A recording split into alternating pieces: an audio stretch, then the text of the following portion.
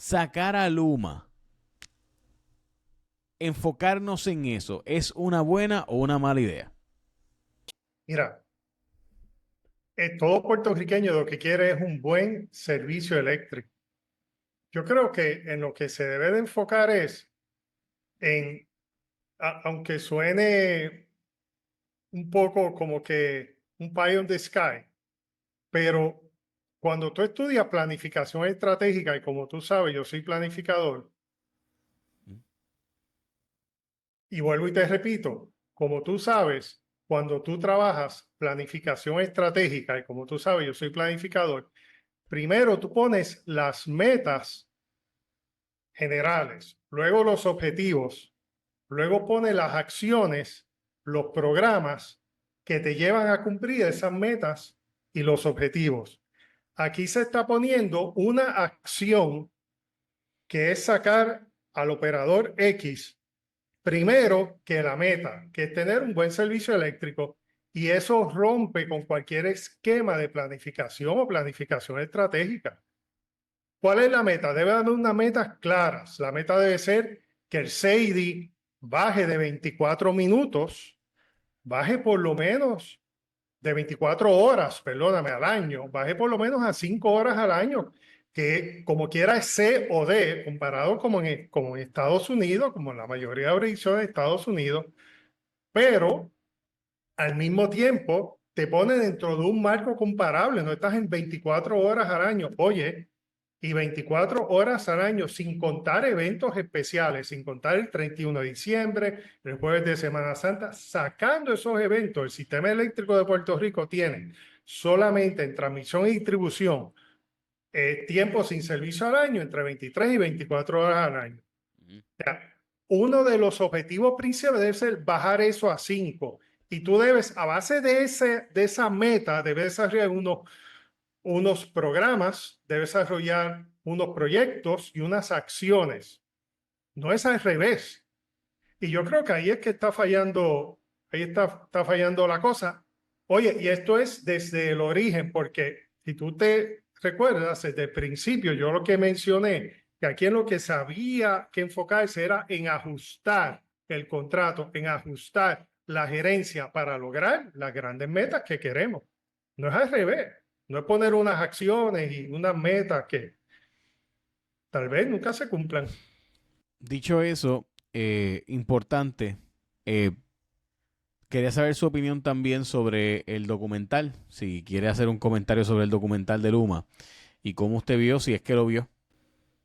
Mira, sí, tuve la oportunidad de verlo. Yo creo que es una excelente pieza de relaciones públicas. Las personas que trabajan en ese ámbito se deben de sentir bien orgullosos, pero como te menciono, metas, objetivos, acciones y metas. Y el documental es una acción como parte de una gran meta que es dar un servicio eléctrico confiable. O sea, y aquí de los dos lados creo que estamos confundiendo las cosas. Yo creo que cuando tengamos una meta clara, que tengamos en transmisión y distribución, no más, oye, como algo inicial, la meta de negociar energía es 1 hora al año sin servicio. Tenemos 24. Cuando pongamos una meta y todos los cañones se dirijan a cumplirla de por lo menos 5 o 7 horas sin servicio al año, con las acciones y programas y proyectos que eso conlleve, entonces pues nos veremos bien caminados. Mientras tanto son acciones fuera de tiempo o programas o algún tipo de acción pues, fuera de tiempo o Y, fuera de lugar. ingeniero, hablemos de entonces lo que sería... El Nuevo Día publica el jueves en portada que los prosumidores, es decir, que ya no puede más el sistema eléctrico de Luma y que Luma está pidiendo no más medición neta. Tiene lógica, es una realidad que hay que aceptar que ante la incapacidad del gobierno cuando dirigía el sistema eléctrico y ahora Luma de lograr arreglar el sistema, nosotros los privados que hemos buscado resolver el problema nuestro, pues nos tenemos que ahora quedar básicamente, o sea, si yo estoy buscando resolver mi problema, pues no puedo. Esa es la que hay. Mira, Jay, eh, esto era algo que se venía venir, porque el 15 de octubre del 2021, el negociado de energía eh, se logra, mejor dicho, que se publique por el operador en aquel momento, que es el mismo de ahora, Luma Energy, un mapa de interconexión de penetración de renovables. Se llama Interconnection Capacity Map de generación distribuida.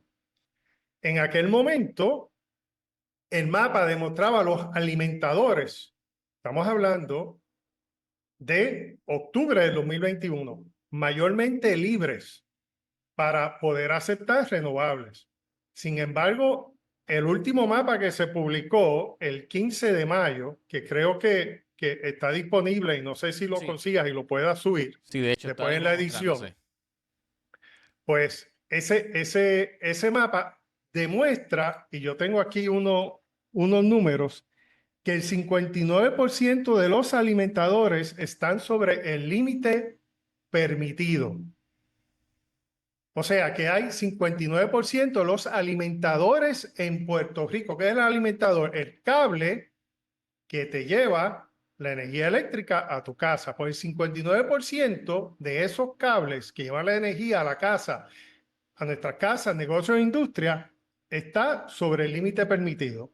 El 3% está marginalmente dentro del límite permitido, 19% está dentro del límite permitido y 19% adicional no se tiene la información disponible. Mira, por lo tanto, Jay, eso no pasó de la noche de la mañana. Desde octubre del 2021 hasta ahora se ha visto progresivamente como ese mapa que originalmente era totalmente verde ha cambiado a amarillo y ahora a rojo. Por lo tanto, estamos en el mismo problema que hemos tenido desde el principio, que hemos hablado vez tras vez discutido contigo. Es la capacidad del operador de manejar y de conseguir esos fondos FEMA para que se puedan dar todos los proyectos necesarios para cambiar transformadores, para mejorar subestaciones, para cambiar los alimentadores, porque los alimentadores no existen solos, existen en una red, existen en un circuito y hay que trabajar con los transformadores, hay que trabajar con las subestaciones, hay que trabajar con todo ese componente de ese circuito y de esa red.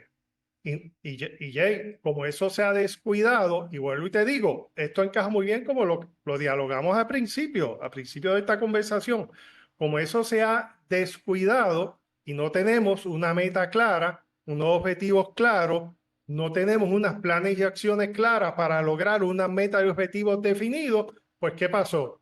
Que llegó ahora, mayo del 2025, está todo lleno. Y se empiezan a hablar de especulaciones, de que el sistema no puede absorber más renovables. Mira, no, señor, lo que hay que hacer es cambiar transformadores, cambiar alimentadores y trabajar esas subestaciones. ¿Cómo lo hemos hablado? ¿Qué tú piensas, Jay? ¿Hemos hablado de eso?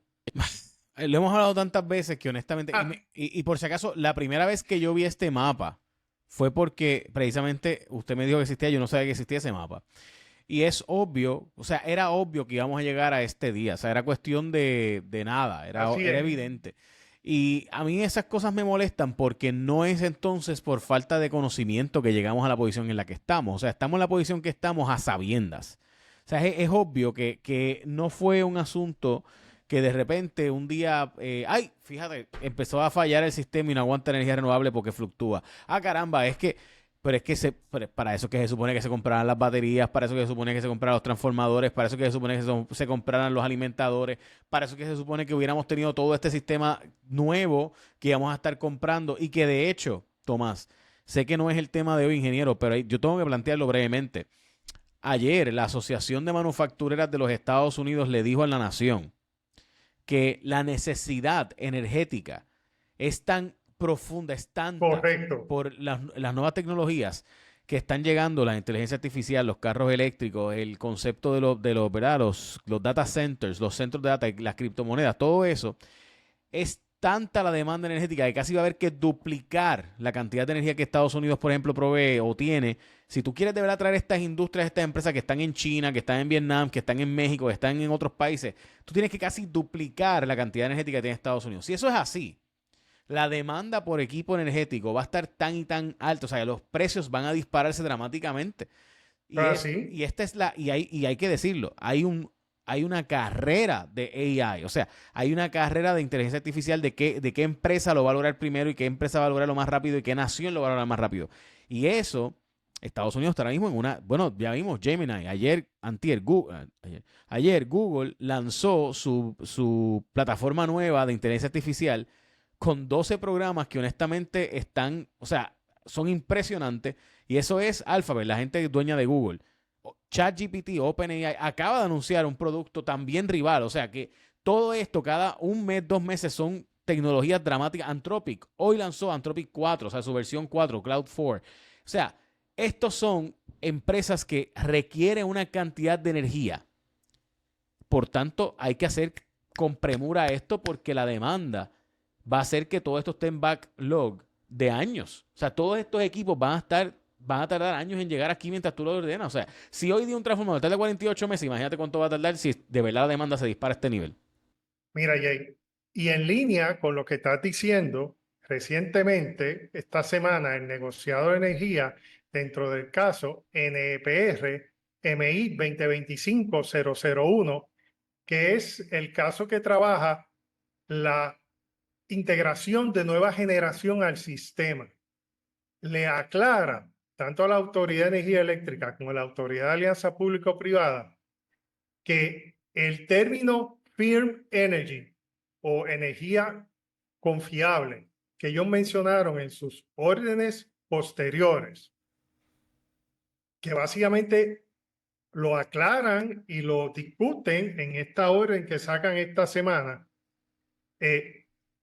básicamente reemplaza el término que se había discutido anteriormente de energía base. Porque aquí se quiere desvincular, porque cuando tú piensas en energía base, ¿qué tú piensas? En un ciclo combinado que corre con gas natural, Sí, en una turbina que corre con gas natural, o en una planta yo pienso termal Costa que Azul y puede Palo correr Seco, o con sea, diésel, correcto. Pero el negociado hace una aclaración bien importante. No, aquí lo que queremos es energía, lo que ellos llaman firme, un suplido firme, a firm supply. Y ahí entra energía renovable con baterías o baterías. Y esto es bien importante, Jay, y lo menciono por lo siguiente. Como estamos hablando un poco de planificación estratégica, dentro de las metas y los objetivos que tú tienes, si tú quieres tener energía confiable en el futuro, tú tienes que considerar dónde tú te ubicas en este juego geopolítico mundial frente a economías como Europa y los países se componen la Unión Europea, España, Italia, Francia, Alemania. Después te vas a Asia, a Japón, Malasia, no por decir China, todos estos países que van a luchar y van a tener una lucha por conseguir gas natural. Por lo tanto, nos conviene diversificar.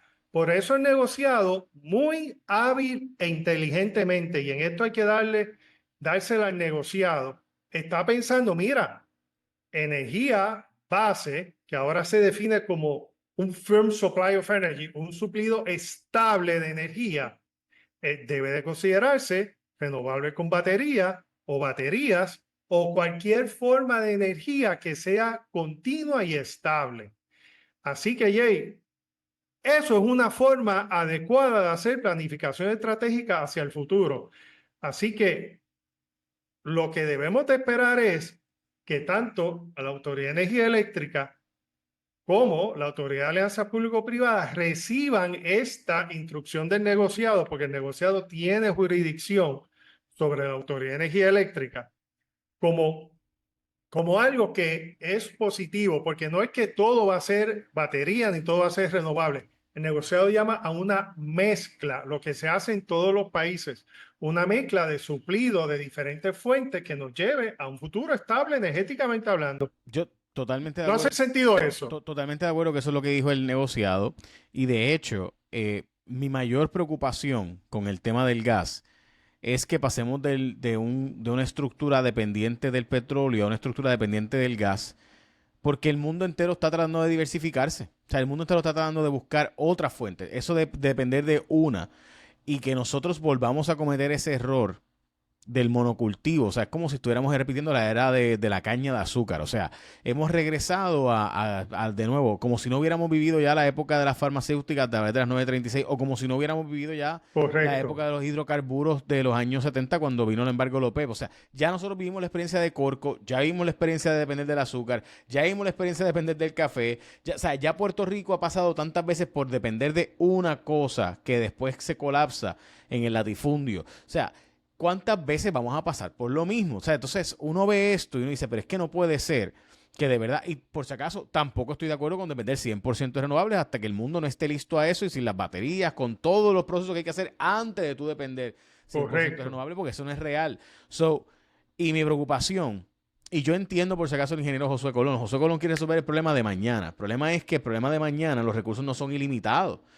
Si los recursos no son ilimitados y yo me pongo a gastarlo todo en cosas que son para mañana, pero que no me resuelven el problema el año que viene, y el otro, pues entonces, ¿qué voy a hacer el año que viene? O sea, coger los 365 millones que vamos a coger ahora, y por si acaso, yo entiendo el punto político y yo entiendo la posición en la que está la gobernadora. Está bien difícil la situación porque va a haber apagones todos los días y políticamente, ¿quién sobrevive eso? Además de que el país económicamente, la inmigración, todo eso.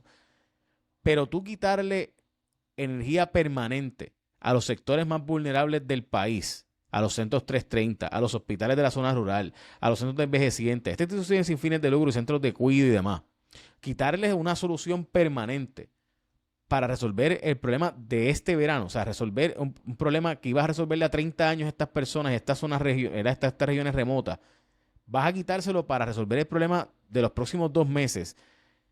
O sea, eso es una decisión que quizás hay que tomar, pero no debe tomarse tan livianamente como que pues había que hacerlo y ya. No, espérate, o sea, reflexionemos de cómo nos pusimos en esta posición.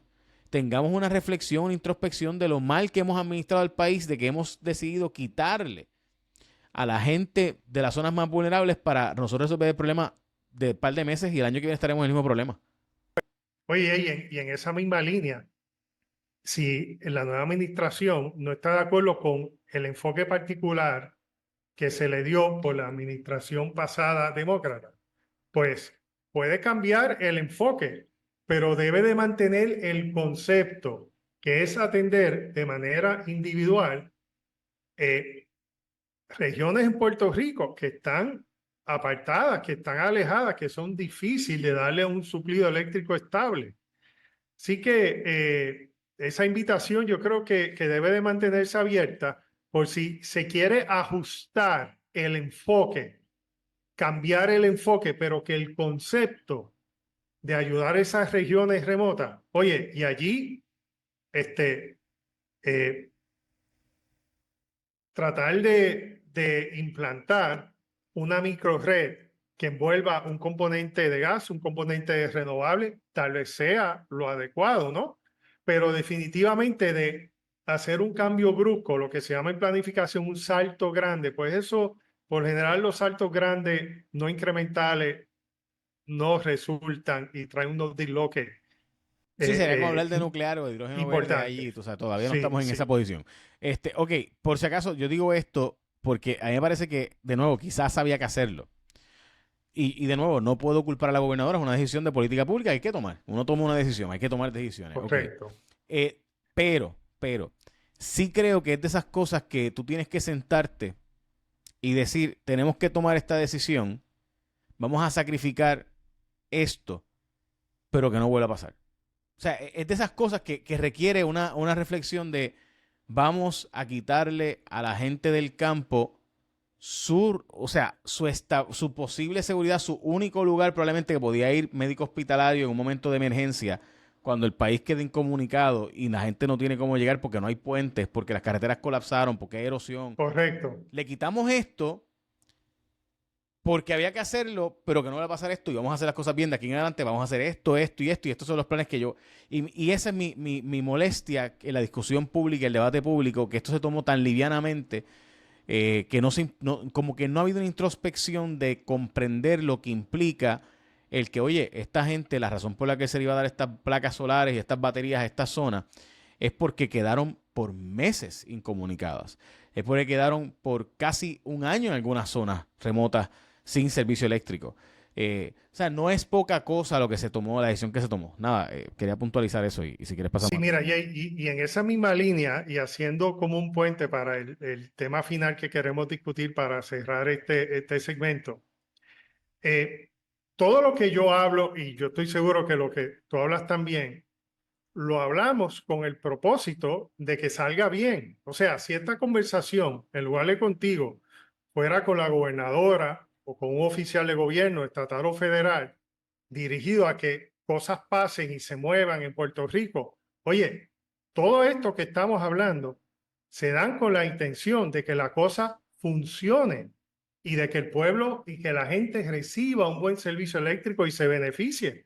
Oye, ¿qué más satisfacción hubiésemos tenido si los consejos que dimos en el 2020 de, mira, no empiecen este contrato en el verano, comiéncenlo luego del verano, cuando hayamos pasado la temporada de huracán y la temporada pico, aquel verano del 2021, creo que fue una cosa dificilísima, donde se experimentaron entre 26 y 30 horas sin servicio ese año. Mira, si se hubiese aceptado ese consejo, todo Puerto Rico se hubiese beneficiado si se hubiesen integrado los trabajadores, que fue otro de nuestros consejos, con experiencia a la transformación del sistema eléctrico. Oye, de la manera que el personal competente del gobierno, el Oye, negociado de energía o ingeniero, las partes esto no X o fue, Y hubiesen decidido, y esto esto fuera otro Puerto Rico. y esto no fue falta de conocimiento, ingeniero, porque los libros básicos, los libros más básicos, los libros de todo tipo de gerencia industrial y de gerencia operacional, te dicen que lo más valioso que tiene una empresa es la memoria histórica. O sea, esos empleados saben dónde está el botón, saben dónde se daña casi siempre el botón, el punto caliente, saben cuál es el transformador que da problema, saben cuál es la zona por la cual casi siempre se cae el cable. Pues esa gente hace falta. Ah, que son unionados de una unión media combativa, que no te gusta, lo que sea. Sí, pues eso hay que buscarle otra solución, pero no puede ser de sacarlos. O sea, no contar con la memoria histórica de quienes trabajaban ese field todos los días siempre es un disparate porque son... Y yo, de hecho, yo sé que quizás la gente de Goya no le gusta usar este ejemplo, pero lo uso porque es que es el ejemplo más brutal que me han contado. O sea, yo una vez fui a Goya a hacer una actividad allí y me estaban contando de este empleado que era, o sea, estaban dándole un tipo de reconocimiento a este empleado que era el hombre, que era el ingeniero que había trabajado en estas máquinas desde los años yo no sé qué. Era un señor ya mayor, by the way. Y pues cuando traían ingenieros de allá y de allá y de Europa y qué sé yo, pues, viene el viejito de aquí con bastón y le da el botón. Pero eso es el problema. Entonces, o sea, porque es que él sabía cuál era el botón, él sabía bregar con su máquina, había trabajado toda una vida con esa máquina. Pero Oye, eso y todo lo que hemos tenido, todas las conversaciones que hemos tenido son con el fin de que la cosa funcione. Así que esperamos que lleguen a buenos oídos y que de verdad esto funcione porque ya la gente está desesperada. Mira, y para cerrar, hablando de cosas de política pública, específicamente en relación con el tema de energía, te quería mencionar algo que encaja muy bien con la conversación que estamos teniendo. Cuando el comité asesor de la ley 17 emitió su informe al Senado de Puerto Rico, en aquel momento fue en el 2018, que yo era parte de ese comité, la recomendación de energía, de metas de energía renovable, era llegar a un 50% de energía renovable para el 2040. yep. Y eso se mantuvo en el proyecto del Senado PDLS 1121. Luego, a través del proceso legislativo, oye, que fue un proceso muy bueno, pero no es un proceso científico, es es un proceso legislativo de intereses que es un proceso de balance de intereses. Pues ahí se adelanta esa fecha y se mueve de 50% de energía renovable para el 2050 a 40% para el 2024. Y hay como que hay unos desfases que vivimos lo que estamos viviendo. Lo que te quiero decir es lo siguiente. Todo consejo que se da de buena fe para que las cosas pasen y pasen bien. Dentro del sistema político pasan cosas, se respetan.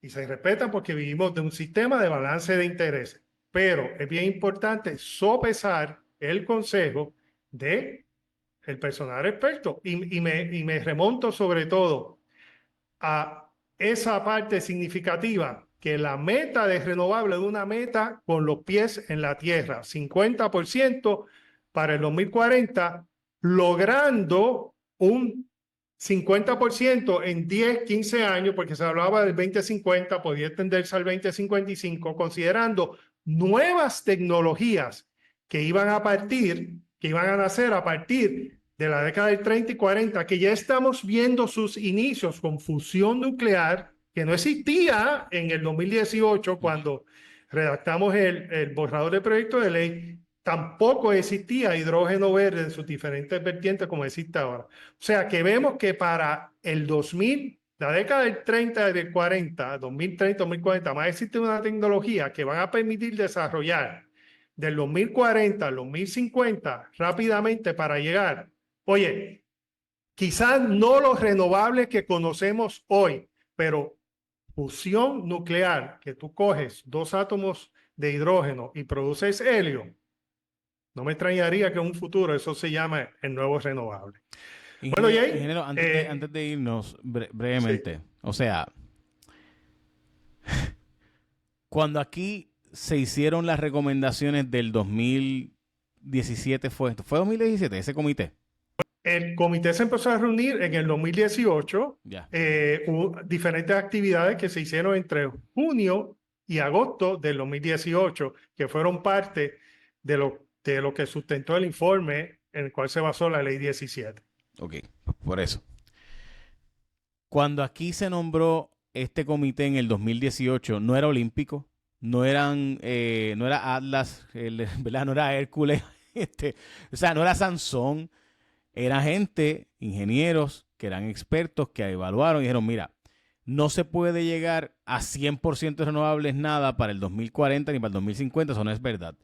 Pero se puede llegar a un 50% para... de hecho, lo que se planteó, y yo recuerdo esto porque lo recuerdo bien, que había gente como usted que planteaba que era un 20% lo más que se iba a poder llegar probablemente para la década de los 20. Entonces para después... el 2024. Oye, pero te quiero mencionar que sí se aspiraba a una meta de 100% renovable con tecnologías que no eran tecnologías de ese momento y los reconocíamos para el 2050, Sí, pero 2055. mi Eso punto sí es que no, se reconocía. que no era olímpico a lo Biden, perdóneme por decir esto, pero aquí se trajo Seguro. también este concepto de que mañana podemos llegar al 40%. Con la tecnología existente, no, con la tecnología existente, no. Por eso, y se sabía que eso de llegar al 2025 cerrando Palo Seco y Costa Sur y Aguirre y todo, esas plantas, se sabía que eso no era real.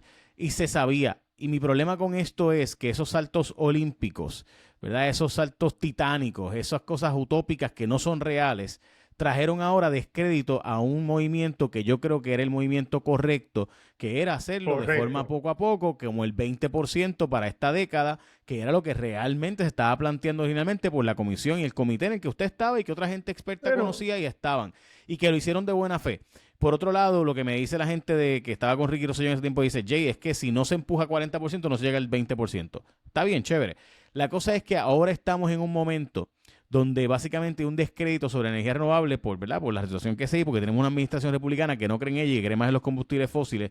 Y lo cierto es que no hay nada peor que tú depender de una sola fuente de energía. Y con fisión nuclear no vamos a llegar ahí, pero con fusión nuclear pudiera llegarse. Con energía renovable de hidrógeno verde pudiera llegarse. Verdadero hidrógeno verde, no ese azul extraño, ¿verdad? Y con un mix de energía renovable con batería, donde podamos producir de día y almacenar para no botarla por la noche, porque esa que estamos perdiendo debería almacenarse, no tenemos ninguna razón por la cual botarla. Y eso es una desgracia porque Puerto Rico tiene la capacidad. Aquí hay los ingenieros, aquí las personas que van a Mayagüez, aquí están los graduados de Caltech, aquí están graduados de MIT, aquí están los graduados de las universidades más prestigiosas de la Poli, etcétera, etcétera. O sea, sabemos esto. No es falta de conocimiento.